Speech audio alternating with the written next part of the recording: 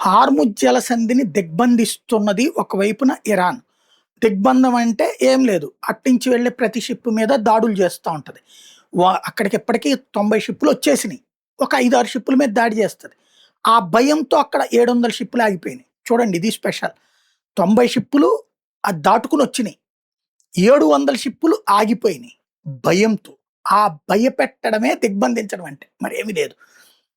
ఇప్పుడు ఆ ప్లేస్‌ని గనక సెటరైట్ చెయ్యకపోతే భవిష్యత్తులో మరింత ప్రమాదకరంగా మారితే ఇరాన్ దాన్నే ఒక అస్త్రంగా ఎంచుకుంటుంది. కాబట్టి ఇక ప్రపంచ దేశాలు రంగంలోకి దిగక తప్పదు. అమెరికా పదే పదే చెప్తున్న మాట అదే. ఇవాళ ఇక్కడ ఇరాన్‌కి ఛాన్స్ ఇస్తే రేపు పొద్దున చైనా మలక్కా జలసంధి దగ్గర అడ్డుకుంటది. ఎల్లుండి ఇంకో చోట అందుకుంటాడు. ఎవడికాడు సముద్రాలను దిగ్బంధిస్తే ప్రపంచం అంతా సర్వనాశనం అవుతుంది. సముద్రం అనేటటువంటిది జలం మీద ఆధిపత్యం ఎవ్వడికి ఇవ్వడానికి వీల్లేదు. ఈ విషయంలో మన సన్నాసులు మాట్లాడేది పక్కన పెడితే వాళ్ళు చాలా బాధ్యతాయుతంగా స్పందిస్తున్నాయి యూరప్ దేశాలు.